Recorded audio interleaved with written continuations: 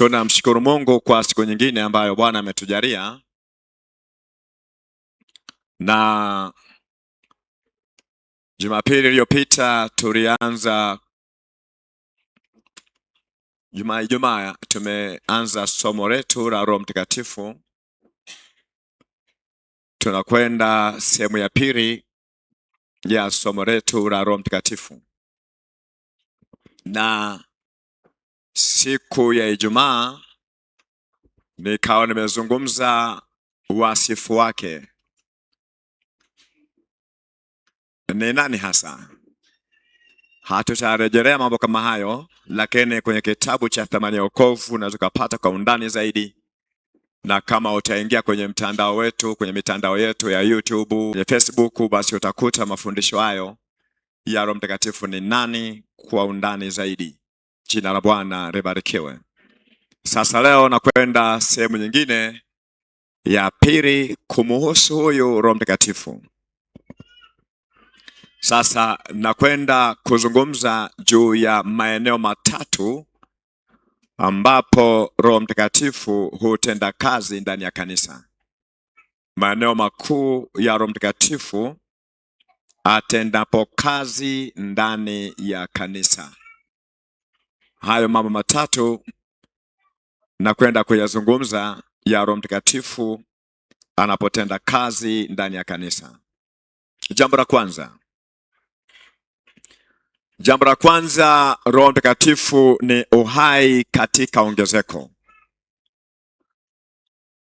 Roho Mtakatifu ni uhai katika ongezeko. Kama unahitaji maongezeko ya aina yoyote, basi tunamhitaji Roho Mtakatifu katikati ya maisha yetu. Yeye ni mtu wa kuongeza, kwa kuwa ni mtu wa kiungu. Yeye mara zote hata tamani kwa mtu abaki vile vile. Yeye ni uhai katika ongezeko. Kitabu cha Matendo ya Mitume sura ile ya 2 mstari wa 1 hadi mstari wa 4.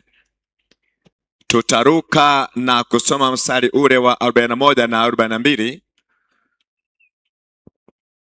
Tunakwenda kuangalia jinsi ilivyo.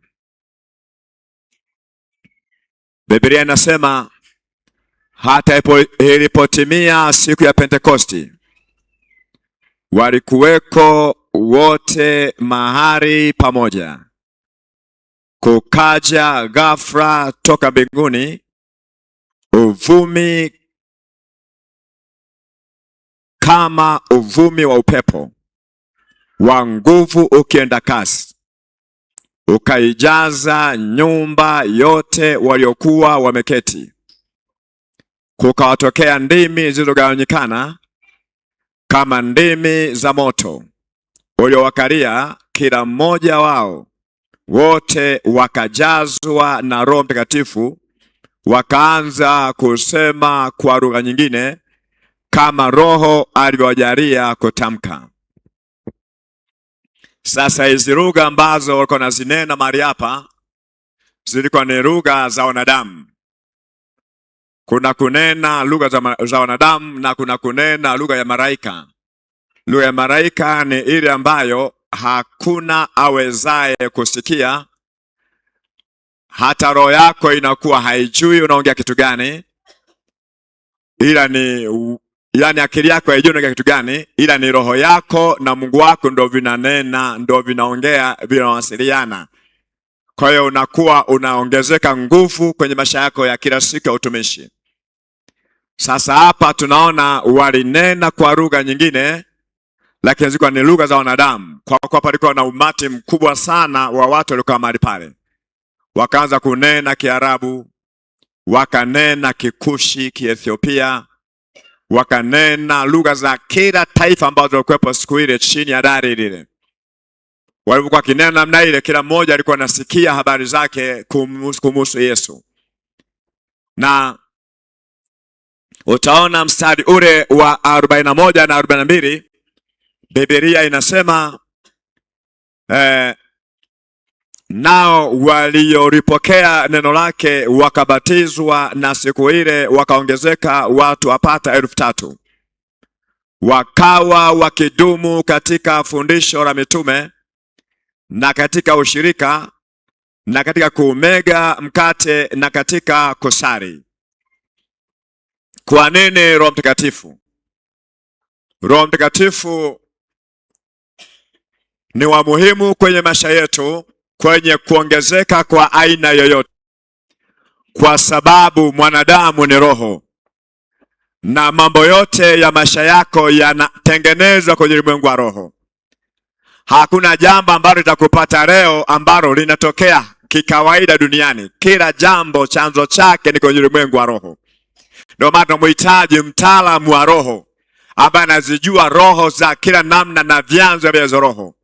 Ndio mwenye uwezo wa kutusaidia. Kuna mambo ambayo tunasema hauwezi ukayafanya na hayawezi kuleta matokeo kama Roho Mtakatifu hajahusika, kwa sababu roho ndio zinashikilia yale mambo. Ndio maana wakati fulani tunaambiwa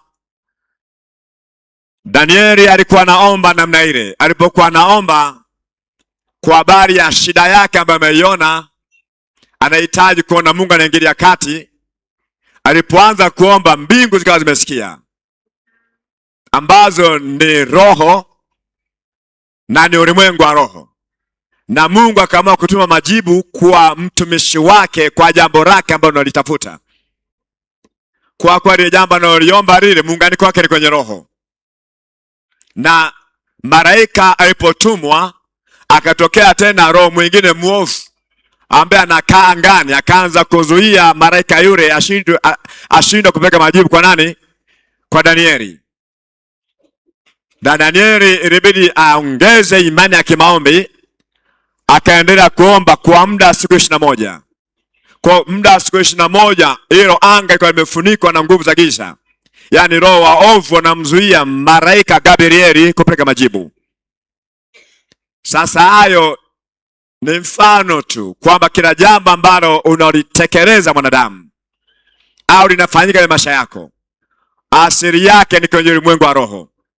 Hata ukitaka kupata majibu, basi majibu yake utapokea kwenye ulimwengu wa roho. Hawa wameenda kumfanyia Bwana ibada. Unamfanyia Bwana ibada, tunaambia udhihirisho wa Roho Mtakatifu ukaonekana juu maisha yao. Tunaona kila mmoja ndimi zikakaa kwenye kichwa chake, ndimi za moto. Ndimi za moto zimewakalia namna ile. Baada ya kuwakalia ndimi za moto, wakajikuta wameanza kunena kwa lugha za wanadamu. Wamejazwa roho. Mtu yoyote akishajaa roho, ni rahisi kufanya kitu kicho nje ya ukawaida, nje ya akili zetu. Unafanya kitu ambacho akili yako haiwezi kufanya. Wananena lugha za wanadamu, kwanza wajua wanaongea kitu gani. Ila wale ambao wananena wenye lugha hizo wakawa wanajipambanua. Maana palikuwa na umati mkubwa usio kawaida. Tunaambiwa watu yapata 3,000 waliongezeka. Maana yake huyu amekaa hapa na watu 2, 3, 4, 5, alikuwa anaongea kwa lugha zao, na yule pale anaongea kwa lugha zao, na yule pale kwa lugha zao, na yule pale kwa lugha. Jinsi alipokaa na mtu wa kabila lile, anaongea lugha ya kabila lile. Yeye mwenyewe haja kufika huko na hajui chochote. Jina la Bwana libarikiwe. Na ndio maana mara nyingi usimwekee Mungu mipaka. Muamini Mungu kwamba Bwana ana uwezo wa kufanya jambo lolote kwenye maisha yangu. Mambo yote ambayo yanazidi uwezo wa akili zako za kibinadamu, yuko Roho wa Bwana kukusaidia namna ya kufika mahali. Haleluya, haleluya. Hapa hitaji uwezo, wala hapahitaji nguvu, wala hapahitaji elimu. Panahitaji imani kwa Mungu aliye hai, kwamba Bwana ana uwezo wa kunisaidia juu ya jambo hili. Kwa hiyo unapomwomba Mungu namna ile, Roho anaingia hapo, anaanza kushughulika kwa habari ya maisha yako. Wameenda kumfanyia Bwana ibada, lakini Bwana amejua agenda ya Pentecost ni nini. Kwamba Pentecost ni siku ya mavuno. Leo ni siku ya kuvuna roho za watu, na roho nyingi zimeenda mahali pale hazijaokoka, wakaanza kunena kwa lugha. Kila mmoja ameenda kwa agenda yake kumfanyia Bwana ibada, arudi nyumbani kwake. Lakini Bwana ana agenda na watu wale mahali pale, anakwenda kuingiza uzoefu mpya, burudani mpya. Haleluya. Kuna mambo ambayo mwanadamu ukimweleza kwa akili zako za kawaida hata kuelewa. mpaka Mungu aingilie kati ya maisha yake, ndipo atatambua. Na ndio maana tunamhitaji sana huyu kwenye maisha yetu. Tunasema ni uhai wa kanisa katika ongezeko. Kama unahitaji ongezeko la aina yoyote ile, tunamhitaji Roho kutenda kazi ya maisha yetu. Roho apate kuwa kiongozi wa maisha yetu. Roho apate kutufundisha na kutujulisha tunatoka wapi na kwenda wapi. Atakusaidia kwa mambo mengi kwa namna ya kawaida. Sikiliza maeneo hayo. Tunaambia katika kuokoka watu tunamwona moja kwa moja anahusika. Biblia inasema nao waliolipokea neno lake wakabatizwa, na siku ile wakaongezeka watu wapata 3,000. Wakawa wakidumu katika fundisho la mitume na katika ushirika na katika kumega mkate na katika kusali. Maana yake nini? Ni kwamba ili uweze kudumu katika njia ya Bwana unamhitaji Roho. Kudumu kulipenda fundisho katika nyumba ya Mungu unamhitaji Roho. Pasipo Roho mafundisho atakinai. Utaona amepitwa na wakati. Mambo ya Mungu hayapitwagi na wakati. Utaona mambo ya kichanga, na jana niliomba, juzi niliomba, ni kama mazoea fulani yanaingia. Lakini Roho akishakaa ndani unadumu kuyafanya yale kwa ajili ya utukufu wa jina la Bwana. Wakadumu katika fundisho. Unapodumu katika fundisho, maana unadumu kwa mwanafunzi wa Yesu. Na unapodumu kwa mwanafunzi wa Yesu, unazidi kuongezeka nguvu za rohoni. Haleluya. Anasema wakadumu katika usharika. Wakati fulani hujisikia amani tena kuwa mshirika, kuendelea kushikamana na Mungu, kusimama kumtumikia Mungu. Lakini Roho Mtakatifu anapokaa ndani, unapata uisho kila wakati. Unakuwa na hamu ya kumtumikia Mungu. Ndio kudumu katika usharika. Utamwona mtu leo yeye kiguna njia yupo kanisani, kesho yupo kanisani, kesho yupo kanisani, mwaka wa kwanza, mwaka wa pili, mwaka wa 5, mwaka wa 20, sio kazi nyepesi. Bila Roho Mtakatifu huwezi. Bwana Yesu atusaidie. Lakini na katika kumega mkate, jioni tuna meza ya Bwana. Kitendo cha kumega mkate kila meza inapokuja linahitaji kuwa katika ushirika wa Roho. Bwana Yesu asifiwe. Pasipokuwa katika Roho Mtakatifu ni ngumu sana kumega mkate. Utaona jambo la kawaida, lakini aliyejaa Roho anaposikia kuna mkate, anaangalia kwenye madhabahu kuna meza ya Bwana, anajiweka tayari na furahi, anaanza kueleza haja yake juu ya ushirika mtakatifu ambao uko mbele yake. Haleluya, haleluya. Ni kwa nini? Kwa sababu Roho Mtakatifu anatenda kazi. Kuna himizo, kuna vitu vya kiungu vinajipachika ndani ya moyo wa mtu. Kwa sababu ya nini? Kwa sababu Roho Mtakatifu ndiye smako ya kweli. Akikaa pale adhabisha mnaso wako na vitu vya kimungu, yani mnanatana naye. Haleluya, haleluya. Anasema wakawa wakidumu katika kusali. Yani ni ile huduma ya kimaombi. Bwana Yesu asifiwe. Yani huwezi kufanya jambo lolote bila kumshirikisha Mungu. Ndio maana ya kudumu katika kusali. Ni kwa nini? Kwa sababu wamejazwa Roho. Wamejazwa Roho, wameokoka. Baada ya kuwaleta kwa Yesu, akawajaza Roho, wakaenda kusimama wakidumu katika fundisho la mitume, na katika kumega mkate, na katika kusali, na katika ushirika. Kuna mambo unapoona ndani ya moyo wako yana kinai, maana yake tayari uko nje ya Roho. Kuna kuishi kwa mazoea. Unapoanza kuishi kwa mazoea, ni kazi ngumu sana kumfanya Bwana ibada. Ni ngumu sana kufanya mambo ya kimungu. Kwa yeye ni uhai katika ongezeko. Haleluya. Lakini ni uhai katika mahubiri. Ni uhai katika ushuhudiaji. Kumshuhudia Mungu kwamba Yesu ni Bwana, amenitendea 1, 2, 3. Kuna hitaji nguvu za rohoni. Bila nguvu za rohoni huwezi kumshuhudia Mungu. Utajikuta unaanza kuogopa, ujasiri kwa haupo. Ndio maana Petro akiwa amejaa Roho akasimama kwa uwezo. Mtu alikuwa mwoga, hawezi kujieleza. lakini akasimama kwa ujasiri wa kawaida, akaanza kuambia, enyi watu wa Israeli na Yerusalemu yote, inawezekanaje mtu asubuhi kama saa hizi baadhi yafunguliwa amelewa? Sisi hatujalewa, tumejazwa Roho. Ni kwa uweza wa Mungu. Ni rahisi kumshuhudia Mungu na matendo yake ya ajabu aliyoyatenda juu yake endapo Roho Mtakatifu yu ndani ya mtu. Pasipo hapo utaanza kuogopa. Utaweza. Lakini kuna ushuhudiaji wa mtu kwa mtu kwamba Yesu anakupenda, Yesu anakuhitaji. Tunahitaji kujaa Roho. Ni ngumu sana kumweleza mtu upendo wa Mungu mpaka mtu amejaa Roho. Mimi siku yangu ya kwanza kuhubiri nilipookoka hapa kwenye madhabahu hii, mchungaji wangu Myara Emmanuel akaniambia utahubiri kati ya Ijumaa au Jumanne, nimesahau kidogo siku ile, siku yenyewe. Akanipanga siku kuhubiri. Kaambia, mzee, mimi mwenyewe tena. Yaani kuna vitu ambavyo kuna havikuepo, hapo mtu amekupachika tu ghafla. Akasema, unaweza, jiandae tu, utahubiri. Kaambia sawa. Yaani nilitoka pale nimechanganyikiwa, sielewi nitaongea kitu gani. Yaani kwa jambo jingine walipata kwa akili zangu zote. Yaani natoka rudi nyumbani namna ile, mchungaji ameniambia hivi. Itakuwaje? Sasa kwa kuwa niko na imani kubwa, nikaanza nikamwomba Mungu. Yaani papa nikafungulia mlango wa kuomba, nikaomba Mungu nisaidie kwa ajili ya siku hiyo.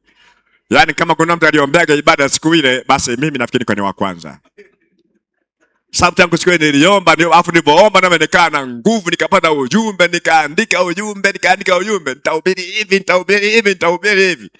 Naona ilipofika siku inakaribia, ndio kesho yake ikaanza kuingia hofu. Kuna kucha asubuhi inaanza kuingia hofu. Jinsi muda uzidi kwenda, naomba na siku hata kazini sikuenda. Yaani naomba tu. Yaani Bwana nisaidie nikalinena. Lakini jinsi muda uzidi kwenda nazidi naanza nakuwa na hofu. Nikanatetemeka. Ukafika wakati mwingine na kanisa ni yaani yale yote kwa miandiko yameshavurugika. Ila yako ndani ya kitabu, ndani ya kitabu changu. Ila sielewi natoka wapi na kwenda wapi. Nimenyana na ibada, nikamwomba Mungu, nimepiga magoti, naomba. Yaani hali ni mbaya ndani ya moyo wangu. Yaani kuna vurugu sio kawaida. Yaani sina amani. Unavyoendelea kuendelea namna ile, ndio hali na kwa mbaya zaidi. Sasa si unafahamu kwamba sasa hivi tukitoka kwaya hii, tunaingia kwenye matoleo, tunaingia kuomba. Tunapoingia kuomba namna ile kwa ajili ya mhubiri, pale kwa badogo.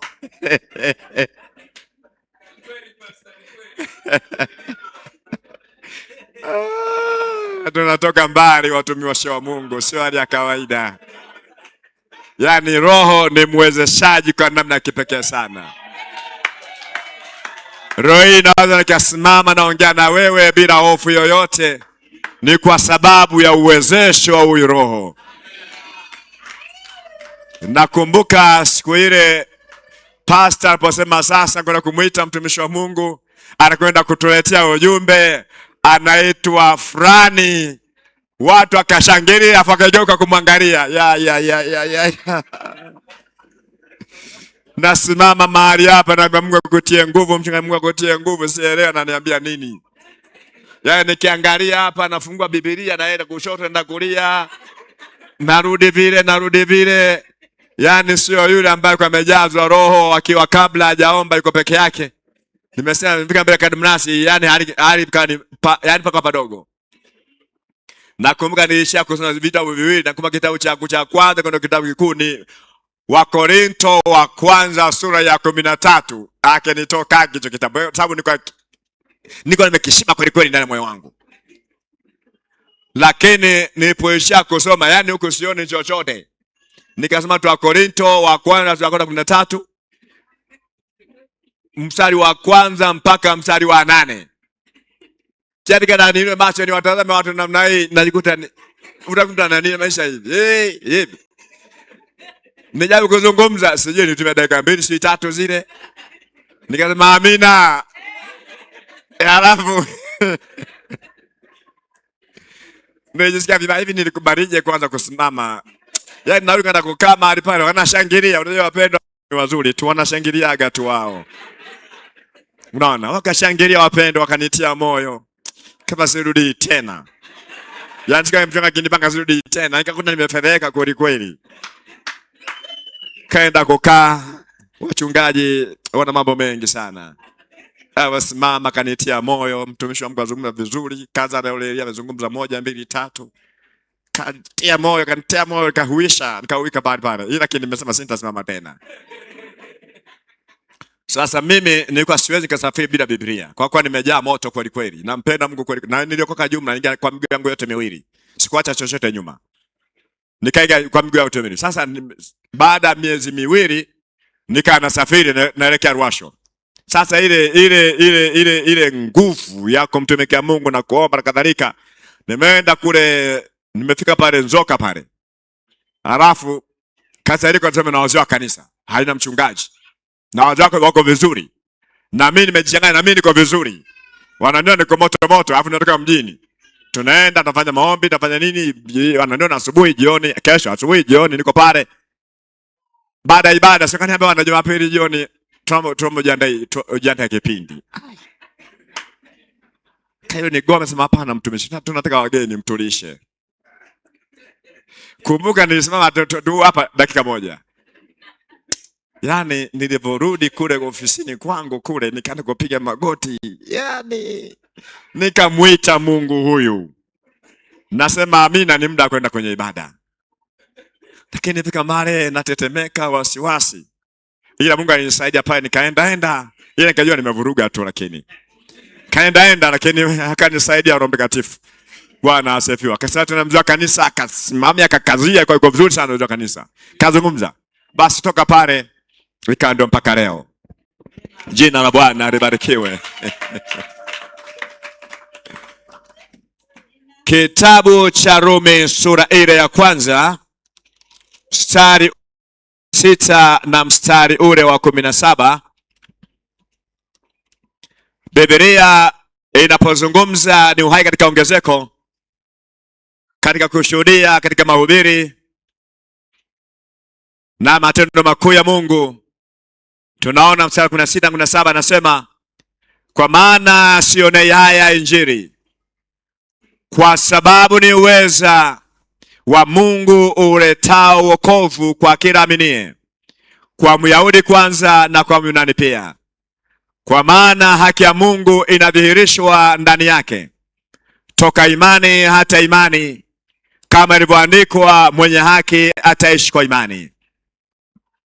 Kwa hiyo tunaona tunaongezeka katika maeneo mbalimbali, hata namna ya kueleza, namna ya kujieleza, namna ya kushuhudia, namna ya kuhubiri, namna ya kuimba, utaona unaongezeka. Kuna mtu mwingine akiokoka ndani ya kanisa anaweza kana vipawa ndani yake, lakini hawezi kufanya jambo lolote. Ukianza kumuona ameanza kusimama kwenye kwaya, unajua tayari huyu kapona. Bwana Yesu asifiwe. Anasimama anafanya jambo, yani anaona jambo linaharibika hapa, anaweza kutoka hapa kaja kurekebisha hapa. Lakini anajiuliza itakuwaje, watanionaje watu? Ila anaona inaharibika na wengine hajaona, ila yeye kaliona. Tunakwenda sambamba kwa tumepewa neema tofauti. Lakini kutoka pale kuja kutengeneza hapa ni ngumu sana. Lakini kwa uwezesho wa Roho, zile nguvu ndani yake, ana uwezo wa kusimama na akaweka mambo sawa na akarudi na akawa na amani. Kushika Biblia kwenda nayo kanisani, umeshika mkono Biblia ni hii, panahitaji nguvu za Roho. Kusema Yesu ni Bwana panahitaji nguvu za Roho. Ndio maana Mtume Paulo anasema sionei haya Injili, kwa kuwa ni uweza uletao wokovu kwa Myahudi na kwa Myunani pia. Kwa nini? Kwa sababu ya nguvu ya Roho kukaa ndani, ambaye anamuongeza mtu uwezo wa kufanya. Haleluya, haleluya. Katika kitabu kile cha Marko sura ya 16 mstari ule wa 16 hadi mstari wa 20, tunaona Roho Mtakatifu ni nguvu au ongezeko katika kulitumikia shauri la Mungu, lile ambalo ni agizo kuu. Tuna uwezo wa kulitekeleza agizo kuu na kulitumikia agizo kuu kwa sababu Roho Mtakatifu yu ndani yetu. Haleluya, haleluya.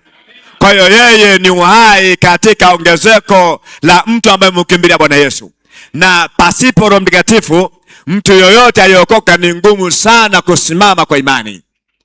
Lakini Roho Mtakatifu akikaa ndani, imani zetu zinakuwa hai, tuko na ujasiri wa kufanya mambo ambayo hayawezekani kufanya. Tunaweza kupenya kila pahali. Tunaweza kupita pote pote. Tunaweza kwenda kwenye ngome za kianamna. Tunaenda kwa uwezesho wa Roho. Haleluya, haleluya. Tunduma hii kulikuwa na mganga mmoja wa kienyeji miaka fulani, kwa ni mashuhuri sana. Sitamtaja jina lake. Mganga yule kwa ni mashuhuri, alikuwa anashika hatamu, yani alikuwa ni fulani, yani tunakuwa yani ni mganga kienyeji. Baada ya kuokoka, tuko siku moja, tuko mimi na mchungaji Chaura na marehemu Peter Munge, tukama tumfuate mganga yule, mchawi yule. Tukaona kwa sababu ana nguvu nyingi na tunamsikia na ana utisho mkubwa, sisi tukaingia kwenye maombi ya kufunga. Tumeingia kwenye maombi ya kufunga. Tulipiga maombi yale kuanzia leo mpaka kesho asubuhi. Tuna ajenda moja tu, kwenda kugusa kile kiambaza kile. Tulivotoka hapa tunaenda kwa mganga yule. Kufika pale, nafikiri watu wengine kwa nafikia wanaenda kutibiwa, sababu yuko barabarani tu. Kwa hiyo tukafika pale, tumeshika Biblia zetu mikononi. Hatuna shida. Tumekombolewa kwa damu ya Yesu. Kila mtu ana panga lake. Tunaenda nalo mahali pale. Tumefika pale kwenye himaya yake ile. Kumbe miungu yake imemweleza akatoroka. Tukamwambia tuna shida. Tunamhitaji fulani. Mke wake akatokeza. Na mtafuta mna shida gani? Tumeleta neno la Mungu hapa. Akasema alikuwa sasa hivi anaingia ndani mla kutaiba. Sasa tulikuwa naye hapa, ameenda wapi? Sasa hivi. Ametoka ameenda hivi. Angalia kwenye hayupo, akamepotea. Kwa nini tumemleta Yesu, tumeleta neno la Mungu? Mnasema yani hapa kiwakuta hapa. Yani msionekane kabisa. Mpaka kuwepo mwenyewe. Kwa hiyo tukaondoka. Lakini alitangulia mbele ya haki na tuko naye. Na watoto wake wameokoka. Bwana Yesu atusaidie. Jambo la pili. Roho Mtakatifu ni uhai katika kusanyiko.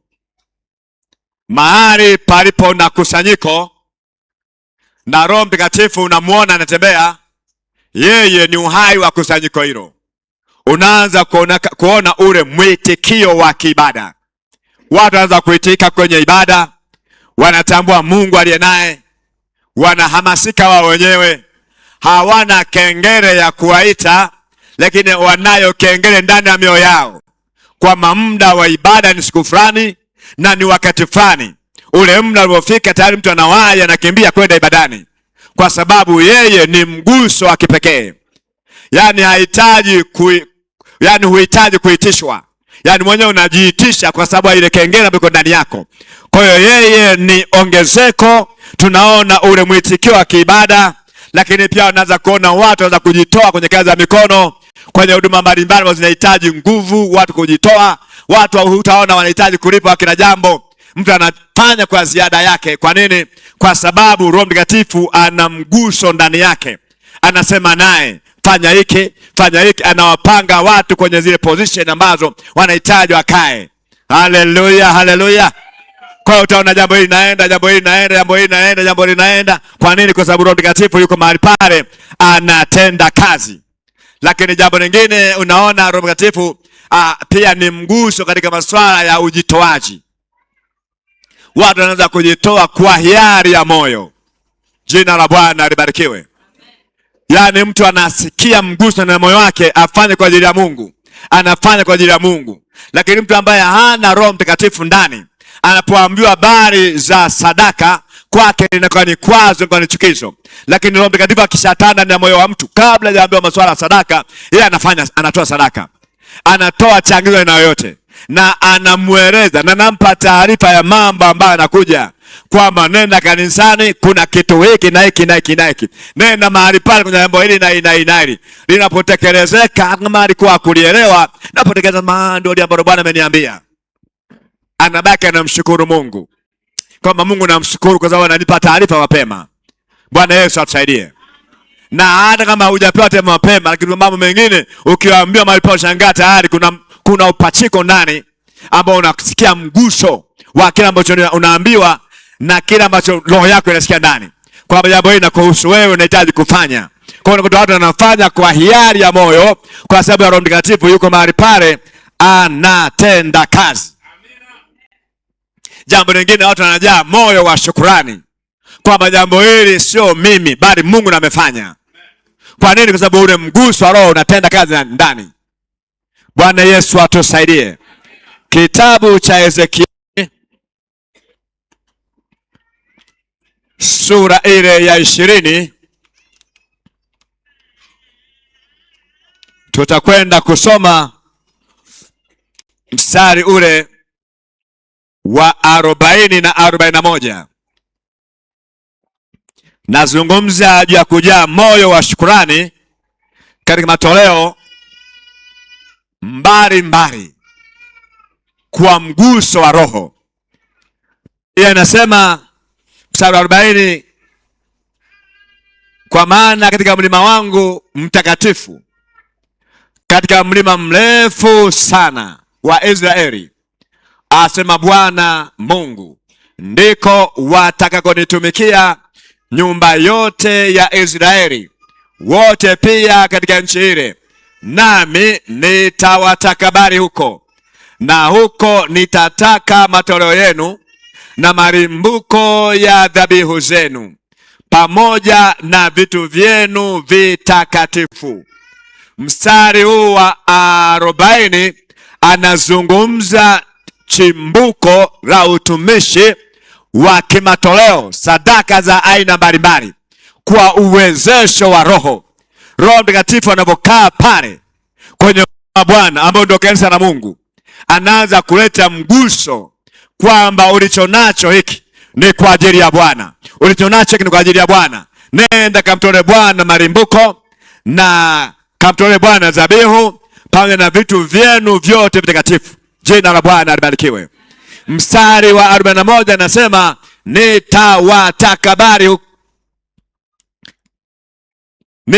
nitawatakabari kama harufu ipendezayo. Yani kutakabari maana yake kufurahia. Nitawafurahia kama harufu ipendezayo nitakapowatoa katika mataifa na kuwakusanya toka nchi zile mlizotawanyika, nami nitatakaswa kwenu machoni pa mataifa. Haleluya. Kwa hiyo tunaona ule moyo wa shukurani kwa zile mali ambazo Bwana anawajalia watoto wa Mungu. Wanakuwa na mguso wa kumtumikia Mungu kwa mali zao, wakijua Bwana ndiye amewapa hizo mali. Jina la Bwana libarikiwe. Ni ule moyo wa shukurani ambao anakuwa nao mtu, lakini sio shukurani ya kawaida. Ni kwamba yuko Roho Mtakatifu anayetenda kazi mahali pale, kwa kuwa mwanzo wa kila kitu ni kwenye ulimwengu wa Roho. Furaha yako inaanzia kwenye ulimwengu wa Roho, na huzuni yako ni kwenye ulimwengu wa Roho. Tabu yako ni kwenye ulimwengu wa Roho, na shida yako ni kwenye ulimwengu wa Roho. Kwa hiyo ulimwengu wa Roho ndio unaoitika. Ulimwengu wa Roho kinyamaza kimya, mambo yako yananyamaza kimya. Ulimwengu wa Roho kikubali, mambo yako yanakwenda kukubali. Na ndio maana tunamhitaji Roho asimame pamoja na watu. Haleluya, haleluya.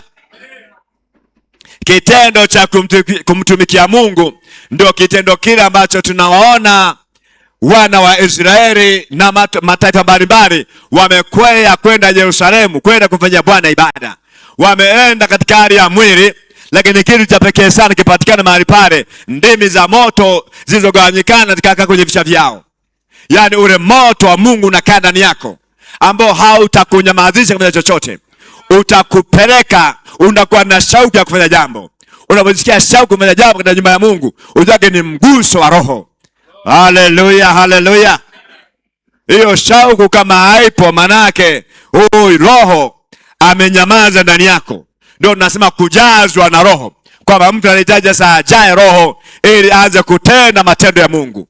Kwa hiyo kumtumikia Bwana kwenye mlima wake, kwenye madhabahu yake, kunahitaji ujazo wa Roho. Tunahitaji nguvu ya Roho. Kwa nini unahitaji ujazo wa Roho? Kwa sababu kuna manguvu mengine ambayo tukabiliana nayo, unahitaji uyakanyage, unahitaji uyazimishe, ambayo yako tayari kuzimisha moto wa kila namna. Ndio waza mtakanyaga nguvu za adui, nyoka na nge. Kwa nini? Kwa sababu ya uwezesho. Kwa yeye anapokaa ndani yetu, anatupa kuongezeka nguvu za rohoni.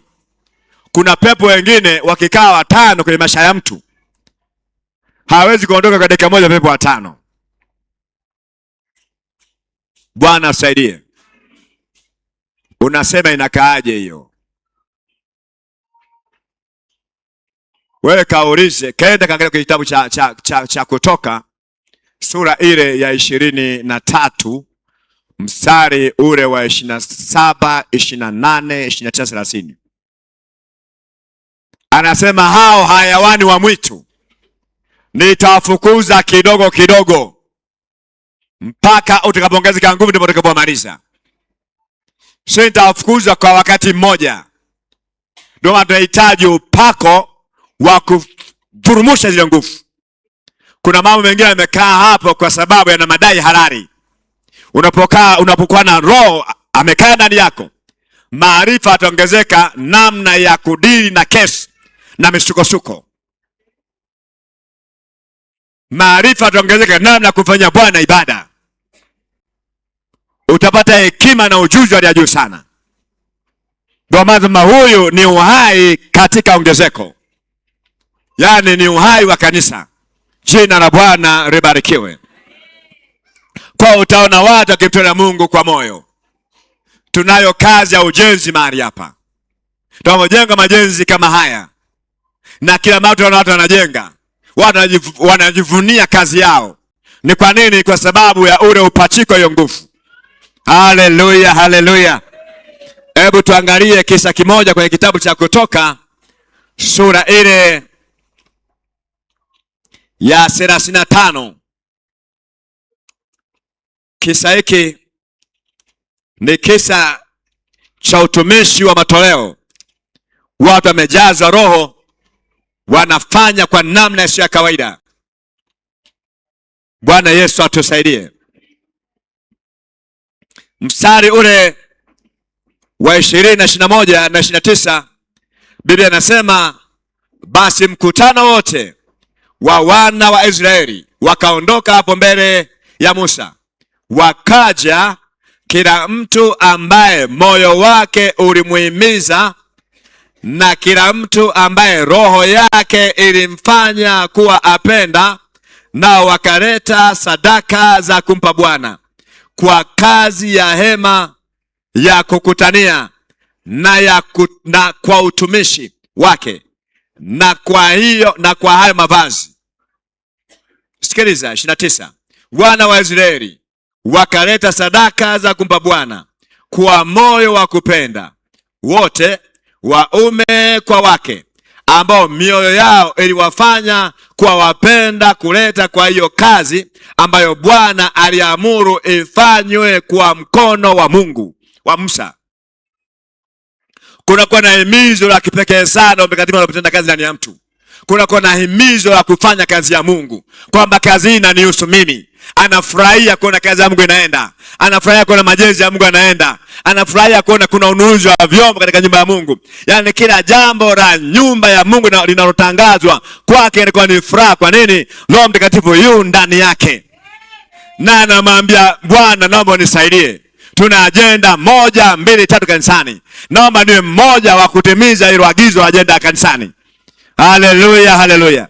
Ndio maana ya kutenda katika Roho sawa sana utumishi wa Mungu kwa kadiri ya moyo wa shukrani na kule kupenda kwa himizo la ndani ya moyo wa mtu. Bwana mwema akujaze Roho na akusaidie kutembea katika nguvu hiyo. Haleluya, haleluya. Sikiliza mstari ule wa 36, Kutoka 36 mstari wa 6 na wa 7. Lazima basi Musa akatoa amri na wakatangaza mbiu katika malango yote wakisema, wasifanye kazi tena mtu mume wa mwanamke kwa ajili ya matoleo kwa mahali patakatifu. Basi watu wakazuiwa wasilete tena, kwani vile vitu walivyokuwa navyo vilikuwa vyatosha kwa kuifanya kazi hiyo yote, kisha vilizidi.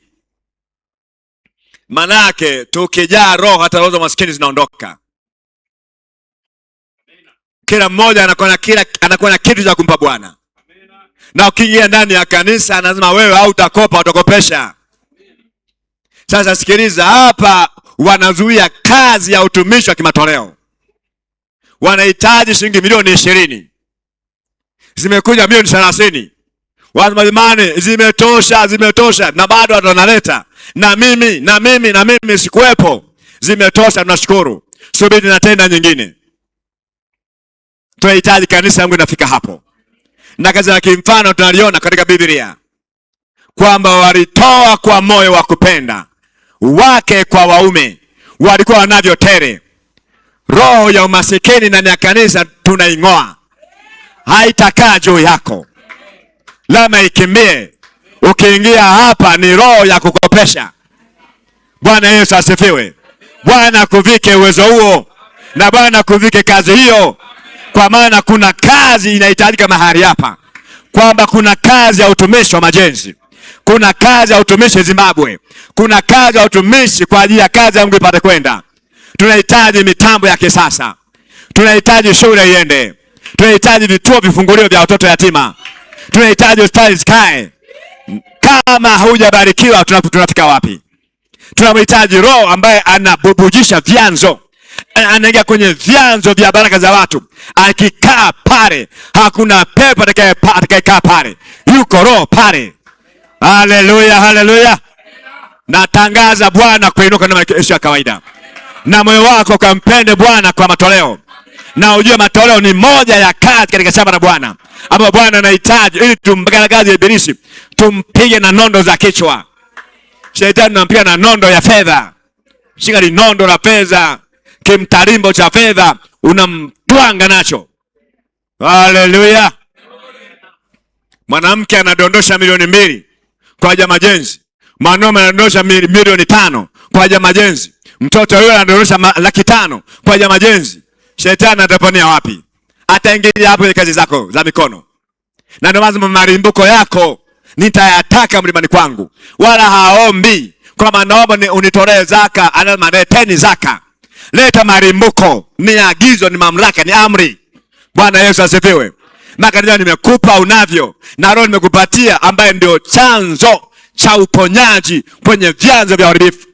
Kama pana roho ameatamia mahali, roho Mtakatifu akishaingia, yule roho pepo chafu anatoka. Hawezi kukaa mahali pale. Hawezi kaitamia biashara yako, hawezi. Labda kuwe na mistake ya kutokutambua sauti ya Mungu. Haleluya, haleluya.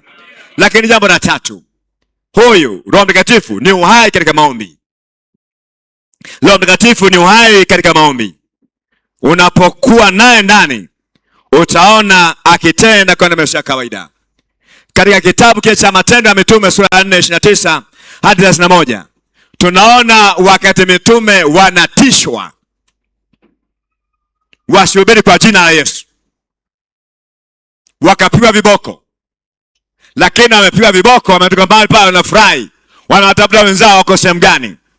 Matendo ya Mitume sura ya 4 mstari wa 29 hadi 31. Wakawafuata wenzao walipo, wakaanza kuwaeleza jinsi walivyotoka gerezani, na jinsi walivyokamatwa, na jinsi walivyonyamazishwa kwa jina wasihubiri kwa jina la Yesu, na walivyopigwa viboko, na walivyovimba. Wamefurahi kwa namna ya kawaida. Walivyoambukiza ile furaha wenzao wale, kwa nia moja wakaomba kwa moyo mmoja. Unaambia kwa kiomba mahali pale pakatingishika. Haleluya. Wenye haki wanaposimama kwenye maombi, Roho Mtakatifu anahusika na maombi. Niongezea kwenye maombi, hautajisikia ukame kwenye maombi. Maombi yako hayatakauka. Utahimizwa kuomba bila kujali unapitia hali gani. Utaambia omba. Hawa wamepigwa kwa jina la Bwana, kwa sababu anaifanya kazi ya Mungu. Amepigwa na mijeredi, watu wazima na watoto, wanawake, lakini unachema na viboko. Tunawaambia msirudie tena, lakini kwa sababu wana roho ndani, wamejaa roho ndani, yale mapigo kwao ni mafuta. Hawashughulishwi na changamoto zozote, wanashughulishwa na Yesu Masihi ndani yao, wanashughulishwa na wito walionao ndani yao. Tunahitaji kumhubiri Yesu, tutaomba, hatunanyamaza. Waliposimama na kuomba, wale waliopigwa na wale ambao hawajapigwa, unaona palitengesheka, wao utakajaa roho. Haleluya! Bwana kujaze roho. Tunahitaji mabadiliko ya kawaida, ili nguvu zote ambazo zinaleta matisho ndani yako zikungutwe, zidondoshwe chini. Mende wote wa kipepo waanguke chini, chawa wote wa kipepo waanguke chini, wale mbu wote waanguke chini, kila aina majoka yanayofuata maisha yako yaanguke chini. Haleluya! Jina la Bwana libarikiwe. Katika kitabu kile cha Luka sura ya 4 mstari wa kwanza, wa pili na wa 13, tunaona Roho Mtakatifu anatuongoza katika virindi vya uharibifu, na tuna uwezo wa kumwita Mungu, na Bwana anafanya jambo jipya. Bwana Yesu asifiwe. Haleluya, haleluya. Luka 4 sura ya kwanza mstari wa kwanza, wa pili na 13, tunaambiwa Roho akamuongoza Yesu nyikani kwenda kujaribiwa huko, na alijaribiwa kwa muda siku 40, na kwa muda siku 40 alishinda matata yote na nginja zote za ibilisi. Na shetani pona amegaragazwa kimaombi, ilibidi amwache Yesu kwa muda. Mstari wa 13, akamwacha Yesu kwa muda, akaenda zake. Alipoenda zake namna ile, anakwenda kupanga namna gani ya kumfuata Yesu Masihi kwa mara nyingine tena. Kwa hiyo tunamwona Roho Mtakatifu ni kiongozi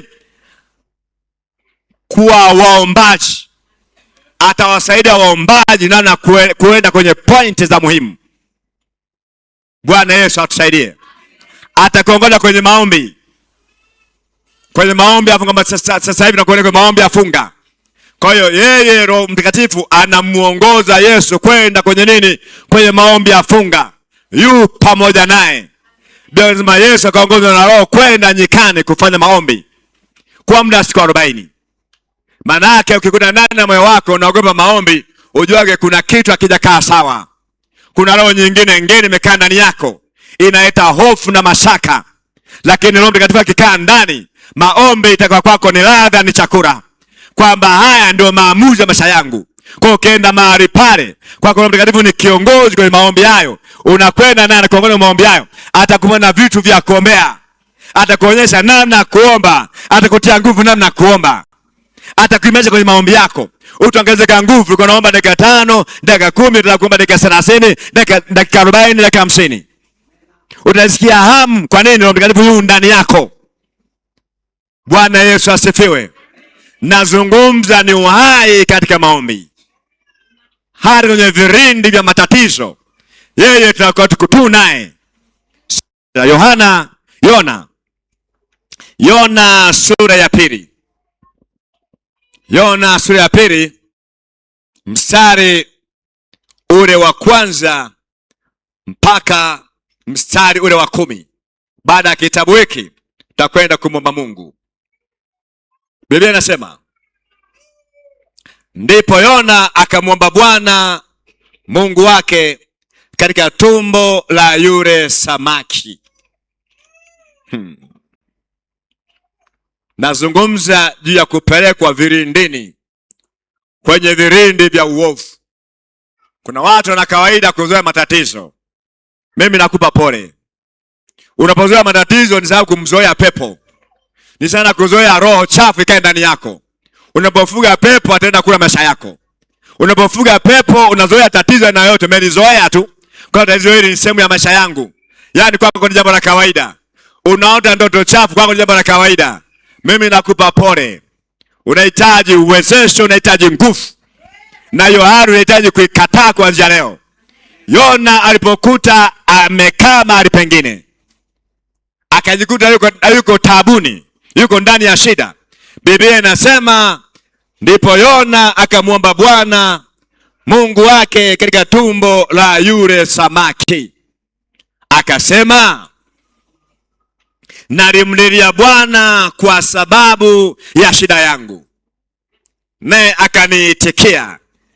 Katika tumbo la kuzimu naliomba, nawe ukasikia sauti yangu. Sikiliza mambo ya waombaji waliojaa Roho. Tunamwona muombaji Yesu Masihi anaongozwa na Roho kwenda nyikani kujaribiwa kwa muda siku 40. Tunamwona muombaji Yona baada ya kujikuta yuko taabuni, yeye anasema kwenye tumbo la kuzimu. Sikiliza, ama katika tumbo la kuzimu akasema, maadamu niko hai na nina akili zangu timamu, hii kuzimu lazima niachilie tu, hii kuzimu lazima nitapike. Na samaki anajua amemeza kitoweo, samaki anajua amekula kitoweo kizuri kikubwa, yani hata hangaika tena. Yani kumeza mtu mkubwa kama mimi, ujue na usamaki ukanidude, na anajua sintahangaika tena kwa siku 3 na 5 kutafuta kitoweo. Sauti yake iko ndani mpaka kiyeyuke namna hii. Lakini ndio tabu ikaanza. Yani ule moyo wa kuzimu unaoshikilia hatima ya mtu, huko vilindini tunatweka nyavu zetu, tunalidondosha na Mungu huko, tunaachilia nguvu ya Mungu huko, tunaachia upanga Roho huko paka kieleweke, paka vilindini tunanyoka naye huyo. Akasema, nalimlilia Bwana kwa sababu ya shida yangu, naye akaniitikia. Katika tumbo la kuzimu naliomba, nawe ukasikia sauti yangu. 3, maana ulinitupa vilindini, ndani ya moyo wa bahari, gharika ya maji ikanizunguka pande zote. Mawimbi yako yote na gharika zako zote zimepita juu yangu. Nami nikasema, nimetupwa mbali na macho yako, lakini nitatazama tena kukabiri hekalu lako takatifu. Pamoja kwamba misukosuko na nikumba, na uso wa Bwana siuoni tena, naona kiza kinene. Yuko ndani ya tumbo la samaki, hakuna mwanga kule, kuna joto, lakini Bwana amempa hewa ya oksijeni kwa namna nyingine, tena anaishi. Ni Mungu wa miujiza. Ndio maana wasomi wanakataa kwamba hii nayo imezidi kupita kiasi. Wanakaje kwenye tumbo la samaki kwa hai kwa muda siku 3. Kuna watu hawaingii, wanajua ni kama neno fulani hivi. Ni wacha Mungu pekee ndio anaelewa kitu hicho. Lakini Bwana akapeleka jamaa anaishi. Yuko ndani ya tumbo la samaki. Lazima kwenye moyo wa bahari. Ameona utoka kwenye maji, yuko ndani ya moyo wa bahari, yuko kuzimu vilindini. Mawimbi, misukosuko yote anaiona. Bila pele kile chake. Lakini bado nikasema nitalikabiri hekalu la Bwana. Yani tumaini jipya na moyo wake linainuka. Katika hali ya shida, mateso na tabu, nitamwita Yesu Masihi. Nitataja jina lake. Nitakabiri ushindi wake. Nitaona matokeo makubwa. Haleluya, haleluya. Yona anajieleza wazi wazi. Mambo haya yamekaa hapa kuonekana namna gani tunashinda matata. Hatukai chini tunaanza kulia, kamekwendaje? Tunasema ni naye Yesu Masihi. Nimekombolewa kwa damu yake ya thamani. Hakuna mamlaka yote ambayo itasimama juu ya maisha yangu. Tunakwenda kinyume na mamlaka. Tunaanza kuitamka mamlaka ile kinyume kwa jina la Bwana. Haleluya, haleluya. Sikiliza mstari wa 5. Anasema, maji yalinizunguka hata nafsini mwangu, virindi vilinizunguka, mwani ulikizinga kichwa changu. Yani kuna wakati nakumbwa na fadhaa, fahamu umekamatwa. Ndio maana Yesu alivikwa taji ya mimba kuchoma pepo wote na kamata ufahamu wa mtu. Teketeza kila kazi. Sema, mwani ukazinga kichwa changu, fahamu ukatota. Anafika hatua anakubali kwamba hii nakufa, anasema sifi. Nitakabiri hekalu lako takatifu. Sifi nainuka tena. Mimi ni mzima, niko hai. Yesu upande wangu. Haleluya, haleluya. Anasema mstari wa 6, nalishuka hata pande za chini za milima, hiyo nchi na mapingo yake yalinifunga hata milele, lakini umeipandisha nafsi yangu kutoka shimoni. E Bwana Mungu wangu, minyoro ya chuma amefungwa nayo, haelewi atatokaje, lakini bado anajipa tumaini kwamba Bwana unanitoa wewe shimoni. Yuko ndani ya shimo na unanipandisha wewe shimoni. Napanda pande sielewi. Hapo ulipo umepiga makelele kwamba Yesu Masihi upande wangu, Bwana yuko pamoja nami. Roho Mtakatifu yuko ndani yako, ambaye ni ongezeko na uhai na nguvu katika maombi. Haleluya, haleluya. Anasema roho yangu ilipozimia ndani yangu, nalimkumbuka Bwana, maombi yangu yakakuwasilia katika hekalu lako takatifu. Yuko katika moyo wa kuzimu, ndani ya tumbo la samaki, anaomba na maombi yake yanapenya kwenye hekalu la Mungu. Katika hali ya shida na taabu, unapomwomba Mungu na muita Mungu namna hii, maombi yetu yanapenya mpaka kwenye kiti cha enzi cha rehema cha Mungu. Na Bwana anasikia shida yako na taabu yako, na Bwana anaingilia kati, anakutoa ulipo. Haleluya. Hata nyamaza kwa ajili ya maisha yako.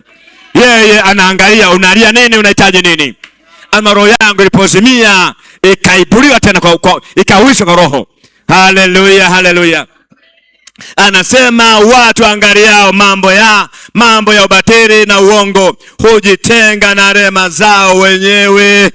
Anakumbuka alipofarakana na Mungu wake, kwa alipomwacha Mungu wangu mambo yamenipata. La, muangalie chanzo cha shida ni nini. Lakini inuka tena kama Bwana yuko pamoja nami, na rejea nyumbani mwake na kwenda kumwita huyu atende mambo ya ajabu. Katika hali ile ya vilio na machozi, katika hali ya kuzingirwa, ufalme umenyamaza kimya, hapo nalitaja jina la Bwana. Unasimama kwa upya tena, na Bwana anatenda jambo jipya maisha yako. Anatuwazia mema, anaangalia kazi lake kila wakati, anajua unataka nini, unahitaji nini. Yeye ni Mungu wa miujiza. Hajashindwa na jambo lolote, na neno lenye maisha yako. Kila jambo analiweza. Mpe nafasi, mwite, mkaribishe, mruhusu, utaona na kutoa mahali ulipo. Sikiliza mstari wa 9. Lakini mimi nitakutolea sadaka kwa sauti ya shukurani, nitaziondoa nadhiri zangu, wokovu kutoka kwa Bwana. Mstari wa 10. Bwana akasema na yule samaki, naye akamtapika Yona pwani. Hatuambii Bwana amesema na Yona. Katika maombi ya Yona Bwana amenyamaza. Mbingu zimenyamaza. Zinakuta jamaa anaunguruma kama kaseti. Jamaa anaunguruma kama mwimbaji gani? Anaunguruma ndani kama makombora. Kama ule kwenye uwanja wa vita. Unalo kisi. Ndio maombi ya Yona, toka ndani ya moyo wa kuzimu, ndani ya tumbo la samaki. Jamaa analitaja na Bwana, kama nainuka tena ndani ya shimo hili, napanda tena, nitakabiri Yerusalema, nitaingia Yerusalema. Mbingu ziposikia maombi ya namna ile, zikasema hii tani kama ndio unahitaji. Ndio maana nakwambia wewe unaenda Ninawi. Situmi mtu mwingine yoyote. Safari ya Tarshish nimenyamazisha, nenda Ninawi. Na kwa mwendo huu utaenda Ninawi. Mungu akinyoka na mtu ananyoka na mtu tu. Mungu akimwita mtu amemwita mtu. Hakunaga namna mbadala yako. Wewe ni wewe tu. Ulicho nacho Mungu amekupatia. Simama kwa radha hiyo hiyo. Tumike Mungu. Tunakihitaji kwenye Mungu. Na Bwana akihitaji kipawa chako kitende kazi. Haleluya. Bwana hakusema na Yona, akasema na yule samaki, mpeleke Ninawi. Geuza safari yako. Umemtoa vilindini, usike kwenye vilindi zaidi.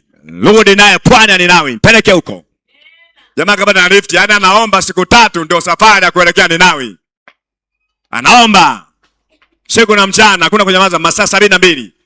Jamaa kawasha volume namba 1, inakwenda namba 2, namba 3, namba 5, na inaendelea tu. Hakuna kunyamaza. Paka samaki azmadu. Nimekula vitu vingi vitamu, lakini hiki sijawahi kula kitu kichungu namna hii. Yani kila dakika unapokishikilia ndani ya tumbo unakuta kinaunguruma kwa namna ya kawaida. Tunaambia shetani akamwacha Yesu kwa muda. anakuta siku 40 ananguruma usiku na mchana. Shetani akatoka kamwacha kwa muda. Yanaponyesha majeraha yake. Roho Mtakatifu tuongoze katika maombi. Maombi yako unayoomba ni moto. Unachoma pepo wote. Unachoma vyanzo vya uharibifu. Unachoma kila laana. Kila kitu kinachesha kwako. Simama kwa miguu yako. Haleluya, haleluya. Bwana akupe uwezesho huo. Bwana akuvike nguvu hiyo. Na kama kuna mtu uko mahali hapa unakuta unataka katika hali ya kushindwa, wewe njoo mbele moja kwa moja ili Bwana akusaidie. Takwenda kuomba juu ya hizo nguvu zinazokamata mwili wako, zinazofisha mwili wako, zinakufanya kuwa mtumwa na mateka nguvu za giza. Ndio kuna zinang'olewa. Bwana Yesu atusaidie. Na wewe ambaye umesikia moto ndani yako kwenda kumwita Mungu huyo, nenda kamili na moyo wako. Tunapokwenda kuomba namna hiyo, omba kama utaomba tena. Bwana kujalie neema hiyo. Bwana kupe hiyo. Bwana kupe nguvu hiyo. Huyu Roho Mtakatifu ni mtaalamu wa mambo. Yeye ni nguvu ya ongezeko. Kuna watu ambao mnahitaji kwa mabilioni mahali hapa. Mkiwa na huyu ndipo utaona kazi yako inavyokwenda. Hakuna atakayezigusa hizo kazi zako. Haleluya. Acha yako hakuna atakayezigusa, acha yako inaachiliwa. Hakuna atakayezigusa watoto wako. Watoto wako wanaachiliwa. Nini? Kwa sababu yuko huyu mtaalamu.